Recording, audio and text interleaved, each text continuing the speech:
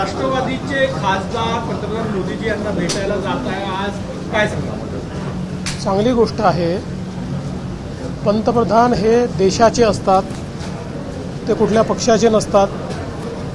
त्यांना भेटायला जाणं यामध्ये काही वावगं आहे असं मला वाटत नाही. मी देखील मुख्यमंत्री आहे. अनेक विरोधी पक्षाचे लोक मला भेटत असतात, त्यांची कामं सांगत असतात. त्यामुळे मला असं वाटतं की कुठल्याही वेगळ्या दृष्टीने याच्याकडे पाहण्याचं कारण नाही आहे. ते त्या ठिकाणी गेले आहेत, ही अतिशय किंवा जाणार असतील तर अतिशय चांगली गोष्ट आहे. संभाजीनगरमध्ये येत आहे, सगळे नेते पण आंदोलनाचे नेतृत्व हे संभाजीनगरमध्ये येत आहे.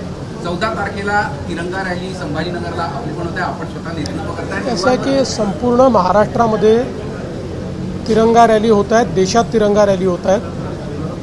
15 ऑगस्ट भारतीय स्वातंत्र्य दिन आणि काल झालेला 9 ऑगस्ट करो या मरो भारत छोडो या सप्ताहामध्ये संपूर्ण देशात आपल्या तिरंगा रॅलीच्या माध्यमातून देशप्रेमाचं वातावरण तयार झालं पाहिजे, या दृष्टीनं या रॅलीज काढलेल्या आहेत.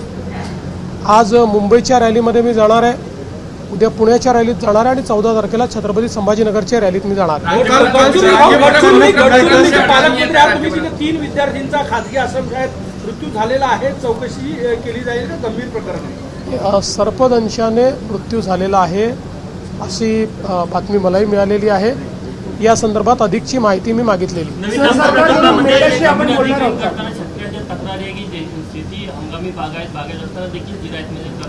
असं एखाद्याचा हे लपवता येत नाही. या संदर्भात गुगल इमेजरी आहे, प्रत्यक्ष ग्राउंड ट्रुथिंग आहे, ड्रोन इमेजरी आहे.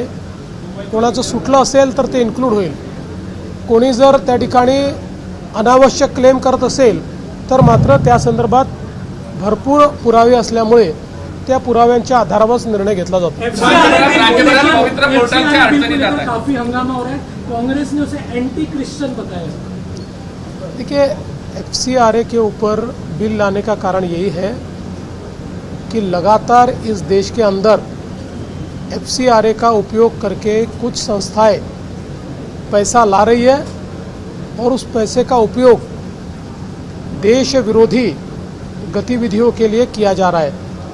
जो अच्छा काम करते हैं उनके लिए इस बिल में कोई अड़चन नहीं है, कोई तकलीफ नहीं है. FCRA की प्रोविज़न भी रहने वाली है. जो हिसाब देंगे उनके लिए उनका लाइसेंस भी रहने वाला है. मुझे विश्वास है कि अगर किसी को इसमें कुछ कहना होगा वो संसद में कह सकते हैं. भारत सरकार रिसेप्टिव है और ये किसी एक समुदाय का इसमें विषय ही नहीं है, क्योंकि केवल क्रिश्चियन संस्थाओं के लिए FCRA नहीं है, सारी संस्थाओं के लिए FCRA ये आवश्यक है. और सारी संस्थाएं किसी भी समाज की हो, जो संस्थाएं जिनको फॉरेन से डोनेशन मिलता है उनको FCRA ये आवश्यक है.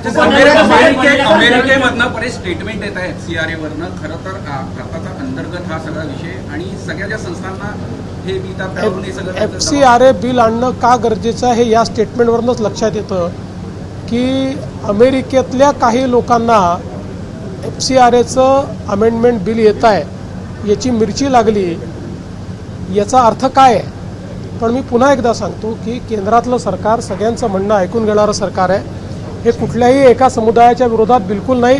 सगळ्या समुदायांना, कोणालाही कुठल्याही संस्थेला परदेशातनं डोनेशन घ्यायचं असेल तर FCRAची मान्यता घ्यावी. ABP माझा, उघडा डोळे बघा नीट.